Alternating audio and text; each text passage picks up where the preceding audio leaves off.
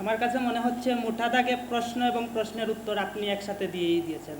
অর্থাৎ 52 বছরের পরে একটি রাষ্ট্রে আমরা দেখতে পাচ্ছি এখনও আমাদের খুব অল্প পরিমাণেও যদি কোনো অসুস্থ হন, বিশেষ করে আমরা গত ফ্যাসিস্ট সরকারের রেজিমে আমরা দেখলাম সামান্য অসুস্থ হলেই আমাদেরকে ইন্ডিয়া যেতে হয়েছে, আমাদেরকে সিঙ্গাপুর যেতে হয়েছে। আমরা মনে করি একটি রাষ্ট্রের জন্য একটি কোনো ভালো অবকাঠামো নয়, কিন্তু আমরা এইটা দৃঢ়তার সাথে বিশ্বাস করি একটি দেশে যখন 15 বছর একটি রেজিম থাকে, একটি ফ্যাসিস্ট সরকার ব্যবস্থা থাকে, তখন সম্পূর্ণরূপে তারা তাদের মতো করেই রাষ্ট্রীয় কাঠামোকে পরিচালনা করে।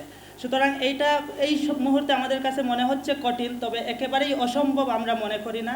ছাত্র জনতার যে আন্দোলন ছিল, এই আন্দোলনের একদম মৌলিক কথা ছিল রিফরমেশন।